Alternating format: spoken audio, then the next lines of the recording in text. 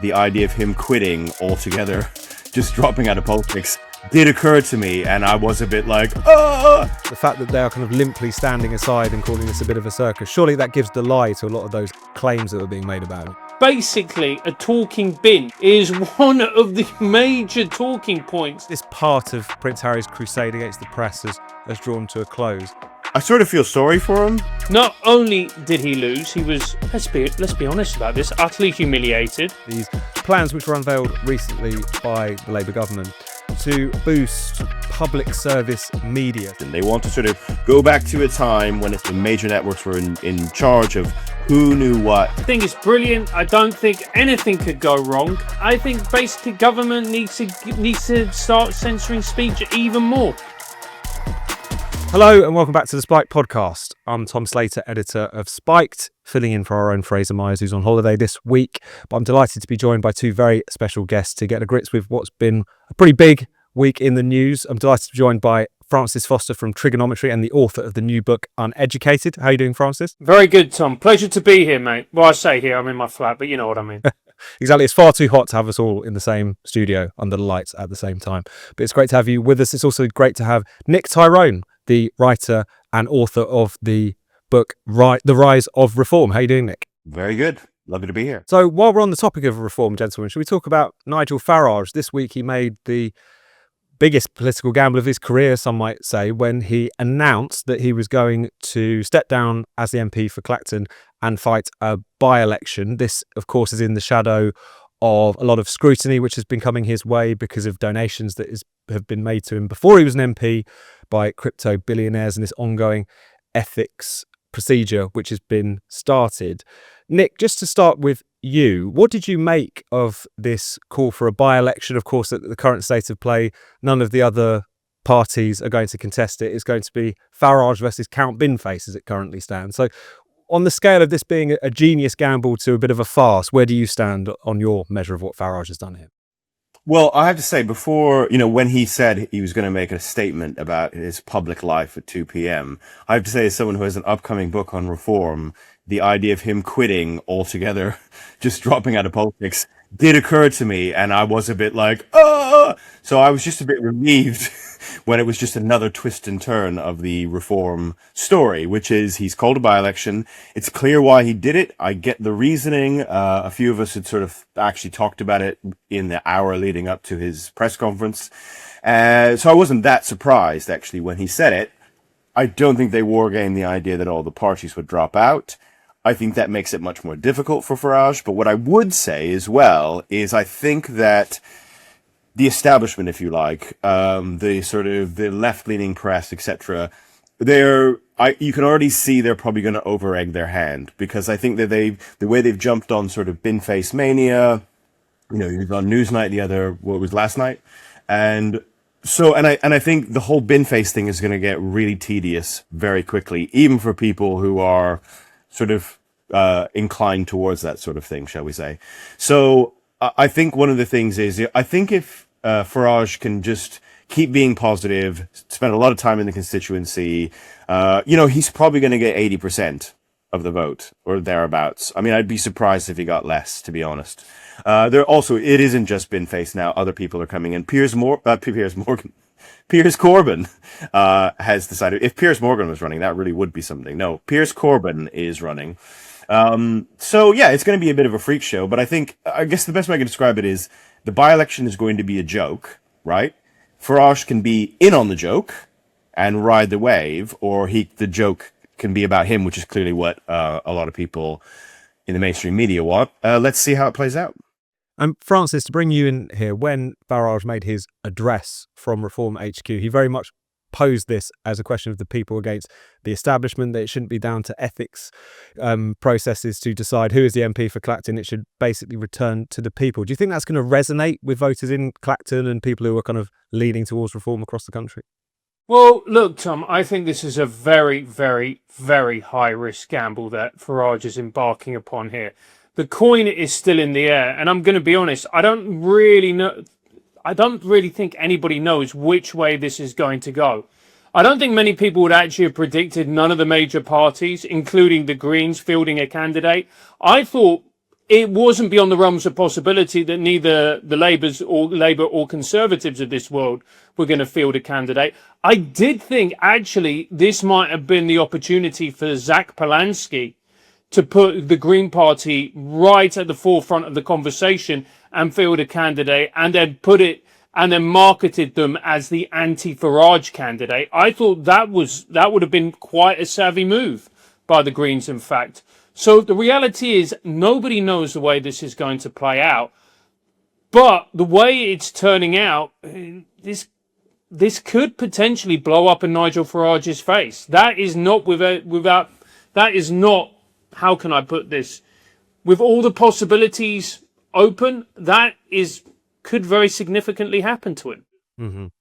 And Nick, on the question of the other parties, do you think it's kind of quite striking and strange that many of the politicians who have been going around saying that Nigel Farage is a sort of unique far-right threat, that he needs to be kept out of power at all costs, the fact that they are kind of limply standing aside and calling this a bit of a circus, surely that gives the lie to a lot of those claims that were being made about him in recent months and years?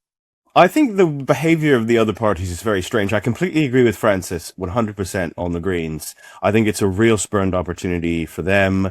This was their opportunity to basically have all of silly season be about them versus Farage, which theoretically is exactly what they want, right? They want to say, look, this is the new politics. The old politics is dead. Two-party politics is dead. We're the only thing standing in the way of Farage. And they would have literally been the only thing in this instance standing in the way of Farage. So I just think they completely blew it there. That was silly of them. And I can see why they did it, because they would have had all sorts of progressive alliance types in their ear going, this is going to legitimize Farage and you can't do this, you can't do this. Yeah, so for the Rainbow Coalition, whatever the hell that is, I mean, I can see why them standing was bad. But for them as a party, if they're serious about overtaking Labour as the main party on the left, then it was a silly move. As for the other parties, I mean, Labour is fairly predictable. I get it. Not surprised there. The Tories, I mean, I guess the strange thing is not that strange that the Tories have stood aside, but the way they've handled it, the way that Kemi's come out a bit like pro-bin face, and I understand the idea of it, but it just does come across a little bit weird, and I think this is the thing that could save Farage, because I agree with Francis that this is a high-risk situation now for Nigel Farage, but the thing that could save him is, if you like, the sort of weird behavior and the sort of gloating, if you like, of a lot of the rest of the parties. They're smelling blood and they're saying this is going to be the end of Farage. I don't know. We'll see what happens, but I don't think it is. I will say this, though. The person who's going to come out of this on top, regardless of the election result, is Count Baneface. Yes. Oh, yeah. Without question, for him, this is all upside. Oh, this is total upside. I mean, He plays his cards right. He could be doing the O2 in the next year. Yeah. Oh, yeah, I agree. Do you think, Francis, that joke, the Count Binface joke, is wearing a little bit thin? I mean, he has got a bigger platform now, but as Nick was referencing there, seeing him being interviewed on Newsnight the other night, it did feel like this joke is running out a bit of steam, surely. Well, I didn't see it, but look, for Count Binface, this is all upside. I will say, though, the fact that this is a by-election, the fact that this is a time which is politically fraught for us, I will say as well that this is a time when the country is in a political crisis.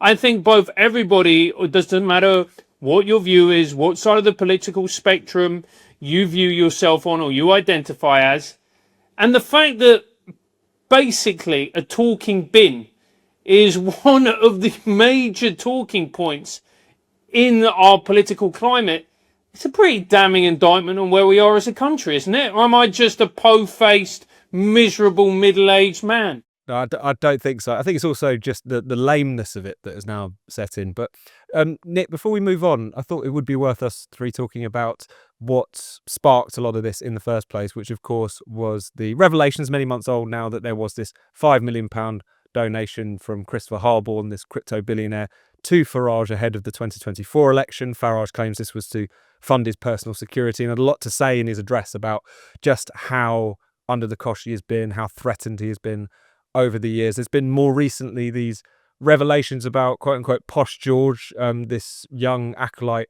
of Farage who faced some was found guilty of some very serious charges in the US, but has continued to be a big supporter, kind of financially and indirectly, of Nigel Farage. Those stories aren't new either, as far as I can tell, but have been given a new lease on life by a Sunday Times investigation.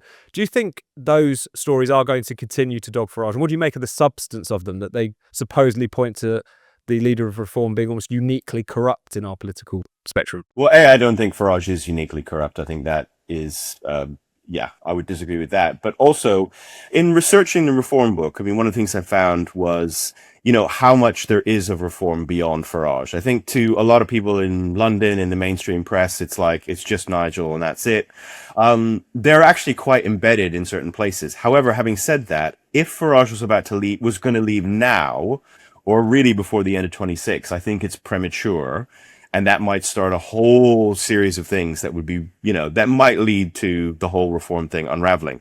As to the 5 million quid and Cotterill and all that, I mean, I think one of the things that Farage should take away from this, right, is if he wants to be prime minister, I think he kind of needs to clean up his act a bit. I mean, it's very possible he hasn't done anything illegal, and it's very possible that he hasn't done anything that even the Standards Committee will find against. However, I think that he just, I think he needs to kind of go, I'm going to be prime minister. I think there's certain people that I sort of need to push away, be they mates of many, many years or not. I mean, that's the advice I'd give him. And finally, on this topic, Francis, do you think that Nick has a point there, or is there an element of hypocrisy? I mean, no one is really clearly or explicitly suggesting that Farage has changed his view because of the support that he's received. He has also been on the receiving end of a hell of a lot of threats, and given the things that have been dogging the Labour Party of late, where some of their donors have been getting quite direct access to political power, Lord Ali being seemingly involved in discussions of cabinet ministers and so on and so forth, do you think that there is an element of hypocrisy or double standards here, or do you think Nick's got a point that he does need to clean up his act to some extent? Look, two things can be true at once. What I will say is, number one, we need to let the investigation take its course, and then we will deal with the results of that investigation, whatever they find. If they think that Nigel has done something wrong, then he should be punished. And if he hasn't done anything wrong, then he should be allowed to carry on his political career.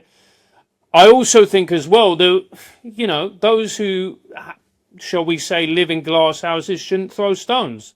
I mean, you look at the record of the Labour Party, particularly under Blair. I mean, it was scandal after scandal after scandal. You look at the Conservative Party, much the same.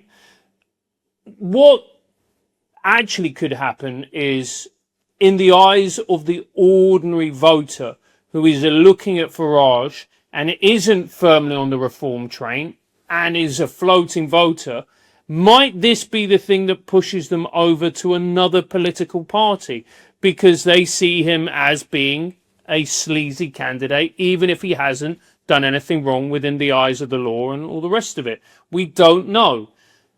This will come out. I think the impact we will see the real impact if and when he's found guilty, and also when we have a general election, will it have an impact on the floating voter? That's the most important thing, because at this point it's all conjecture.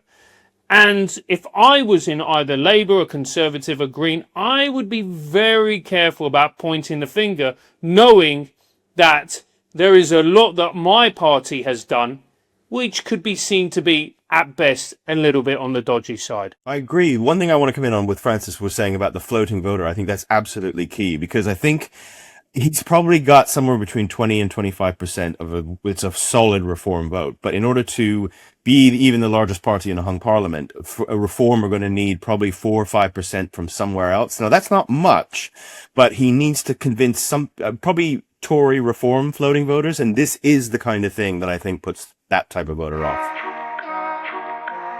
Now let's turn to another story, which probably would have been bigger news if it wasn't for Nigel Farage's announcement this week, and that is, of course, Prince Harry. He had a pretty disappointing day in court. The case that he had brought against the publisher of the Daily Mail and various other newspapers, along with a series of other celebrities and members of the great and good, concluded in failure for him. He was suggesting that various stories that had been written about him over the years were produced by ill-gotten means, whereas the judge took a very different view, concluding that many of these were procured by could reasonably be expected to have been procured by standard journalistic processes. So at least this part of Prince Harry's crusade against the press has drawn to a close.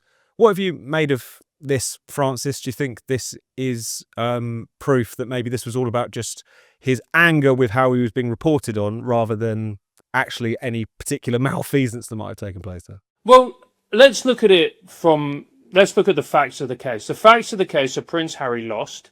The facts of the case is that not only did he lose, he was, let's be honest about this, utterly humiliated. None of the charges stuck. The press won a resounding victory. This is a further blow and a dent in his reputation. And there have been numerous dents over the years, many of them self-inflicted, from the book to the accusations about racism to the way that on the Oprah Winfrey show, Meghan said one thing, Harry said another. He doesn't look like the most reliable of witnesses. Let's just put it this way. And then we've got to focus on, well, how's he going to pay for this? By all accounts, this trial cost 50 million quid. Even for the likes of Prince Harry, that is a hell of a lot of money. So who's going to stomp up the cash? How's he going to pay for it if he's the only one that's going to pay for it? This can be viewed as nothing other than a disaster for Prince Harry. And what have you made of it, Nick? Well, I mean, as you know, Tom, I'm a free speech purist. If nothing else, it's probably one of the core things about my whole belief system. So I'm generally happy when the press wins something like this. I mean, unless there's something really egregious has gone on, like the phone hacking and stuff like that. I mean, fine. But if it's just actual reporting about things that are actually happening in reality to someone who is a member of the royal family, I think that should be roughly fair game within reason. And I think, so I was very happy that failed. I mean, I sort of feel sorry for him because it's clear he's gone down a wrong path. And as Francis said, 50 million quid is a lot of money, even for Prince Harry. It's a confused sort of position that he finds himself in, because in a sense, he sort of said, well, I'm sort of resigning my princehood to be a private citizen, and I'm going to go off to America with my wife and just be a private citizen. But actually, he's a celebrity. What he does is he goes on programs. He's clearly a public figure. So the idea that somehow, divorcing himself from being officially a member of the royal family, whatever that actually means in practice, it's just sort of lame and just was never really going to work. Mm-hmm. And the idea that he was almost no different to any kind of private citizen clearly hasn't really washed. I mean, completely ridiculous. Yeah, absolutely. And it is remarkable just how much he seems to blame the media for almost everything. I believe it was the evidence that he gave to a previous successful trial against the Mirror Group newspapers. He was actually blaming the press for everything from being bullied at school through to the treatment of his wife, obviously. I think there was one bit where he was claiming that the constant headlines about him being a bit dim had directly put his life in danger, because in his words, someone would walk around saying, I know you're a bit stupid, now I'm going to stab you. I mean, the level of kind of victim complex is pretty remarkable. But I mean, Francis, it's almost a bit retro talking about Harry and Meghan. We've grown not only tired of them, but probably tired about talking of them as well. But do you think that the mood has sort of soured against them across the board? I know that they're not picking up as much traction in America these days. Do you think this kind of transition from royal life to celebrity life has panned out for them, or is this joke not funny anymore? Well, I just think everyone's bored of them. Look, if you want to go down that whole celebrity route, not that these people are celebrities per se, but if you look at, David Bowie, you have to reinvent yourself. You have to produce something new. You've got a great new album. Then there's a new character, whether it's, Aladdin Sane or Ziggy Stardust, to keep people hooked in. There's a new look. There's a new sound, whatever it may be. With an actor, there's a new movie. I mean, you look at Harry and Meghan and go, right, what's new? What's different? Well, is this it? I mean, people get very bored nowadays, even of things that they love. And if you've got nothing to offer an audience, apart from the fact that someone may have been racist to you once, well, you look around at the world and you go, I'm sorry, mate, I think there's bigger things at play right now. Yeah. And people are definitely tiring of the kind of international privacy tour at South Park. Famously sent it on. Yeah, definitely. And on especially because of the fact that, it's an old point, but it's a fair one, that to crow constantly about privacy, meanwhile you're parading in front of the Netflix cameras and describing your own genitals in excruciating detail in your autobiography, doesn't quite wash. But Nick, I suppose on the policy front, because a lot of the sort of pro press regulation camp have been rowing in behind Harry for some time now. They saw him as one of their supposed champions. What do you think the prospects are for reopening the whole Leveson question now, or is that something that the Labour Party are going to be far too busy to even look at this point? I mean, I don't think they'll probably look at it. You never know. Well, what Burnham's going to do or not do, we still don't really know at this point. We don't have at least a solid idea. But I think that one of the things about it is, I found it really quite frustrating, actually, that the Leveson sort of bunch, the people who were really pushing for press regulation, rode in behind Harry. I think they just felt like he was going to be a Trojan horse that was going to get them to where they wanted to go, right? He was going to be the battering ram. And so, yeah, I mean, that's an extra wrinkle on why I'm happy about this result, because I'm glad that bid, if you like, from the Leveson bunch failed. Well, we're on the subject of state regulation of free speech more broadly. Should we talk a little bit about these plans which were unveiled recently by the Labour government to effectively try and boost public service media, so your BBCs, your Channel 4s and so on and so forth, on YouTube, on social media? The idea being that particularly in times of crisis, in times of unrest, in times of political controversy, that a thumb would be put on the algorithmic scale to make sure that the Hello BBC and Channel 4 News were being put into people's news feeds, were propping up prominently in order to combat the misinformation that is supposedly swirling and warping the minds of voters out there. This is something they put out to consultation. YouTube clearly aren't particularly happy about it, encouraging their own content creators to make their voices heard on all of this. But Francis, what have you made of this kind of recent part of the Labour war on, quote, misinformation that we've seen? I think it's a great idea, mate. I think it's brilliant. I don't think anything could go wrong.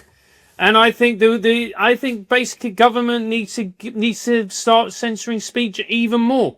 Look, obviously I'm being facetious, but there's a very simple counter to this, which is, look, mate, if your official channels were so good, if the information was so reliable, if people trusted it that much, why do you need to put a thumb on the scales? The answer is because people do not trust you anymore. The BBC used to be a bastion of respectability.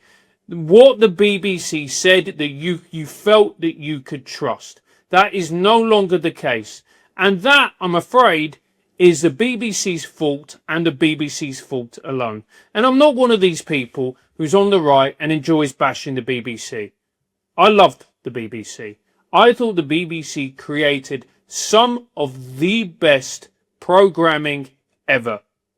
Full stop. Whether it's documentaries, whether it was dramas, whether it was comedies. Didn't matter. It was outstanding. Or its sports coverage, or its news. That sadly is no longer the case. And the government wading in and trying to put a thumb on the scales, like I said before, in favour of the BBC and Channel 4, I'm sorry, those days are gone. You have damaged your own brand. That is no one's fault but your own. And you can't then start screeching and pointing the finger at everyone else just because your audience has deserted you through your own behaviour.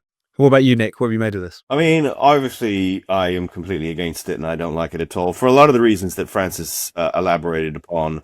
It's just, as Francis said, like, why do you have to put the thumb on the scale if you're actually competing at a level that, outpaces the things that they feel are outpacing them? And I mean, one of the things about the current era of social media, etc., I mean, there are loads of negatives. We don't have to go into it. One of the positives is actually sometimes news stories that wouldn't have been broken by the mainstream media are broken via YouTube, via X, via other places. And that's an extraordinarily valuable thing, actually. We don't need to go into loads of examples, but I think there's been loads already this year. And I think that's a really, really good thing. And it feels like that's what Labour are against in a weird sort of way. The control the flow of information. They want to sort of go back to a time when essentially there was a lot of gatekeeping, and it was, the BBC and the major networks were in charge of who knew what, and that's gone, and they want to somehow try and turn back the clock and go back to that. And I think it's a terrible idea that thankfully won't work. And do you think, Francis, it's also just connected with the fact that Labour are clearly very unpopular, they are clearly on the back foot, and that in that context, you have to be some kind of, YouTube-bound conspiracy theorist or something to make the conclusion that this is about propping up news outlets which, broadly speaking, are more sympathetic to their outlook, to their programme, than they would be some of the alternative upstart parties? Do you think there's just a kind of element of clear-cut political bias in all of this? Do you know, I don't know, Tom, is the honest answer. What I will say is, when I talk to people who are on the left, they take a very paternalistic attitude to people. They think people, like you talk to them, for instance, about Brexit. They will say, well, the public got tricked into Brexit, because they can't accept that actually the reason people might have voted for Brexit is because they were deeply angry and frustrated at the way the country was going, but particularly to do with immigration. They can't accept it. They're like, well, people got tricked. They were manipulated. And the reason for that is people ultimately are a bit thick and they believe whatever is shoved in front of them. And I think that's kind of what this is about. They don't trust that people can be discerning. I'm not saying that people can't be manipulated, and I'm not saying that people can't see something on the internet and think it's correct. But you need to be able to trust people to sort out what is true and what isn't true. And if people are distrustful of institutions like the BBC, you need to take responsibility for that and accept that you played some part in its downfall. I think that's the perfect point to end it on. We've run out of time for the main Spike podcast, but the conversation is not over. We are now going to turn to Spike Podcast Unlocked, which is our weekly bonus episode for Spiked supporters. So if you are a supporter, the link is in the description. We're going to talk to Nick about his forthcoming book, The Rise of Reform. We're going to talk to Francis about his book, Uneducated. And if you're not already a Spike supporter, now is surely the perfect time to sign up. Just £5 a month. You get to listen to these bonus podcasts. You get to read the website ad-free and past the paywall. And you'll be able to access all kinds of other benefits. Go to spiked-online.com/supporters to join. And if you're already a supporter, we'll see you over at Unlocked. Well, the one thing we're not talking about is the frankly horrendous behaviour, disruptive behaviour by a small minority of children in classrooms, which is driving teachers away from the classroom because they can't bear it anymore. I think reform are much deeper in the country than people realise. Certainly people in London and people who work in the mainstream press. There are places where it would take something quite remarkable, I think, for reform not to win those seats at the next general election.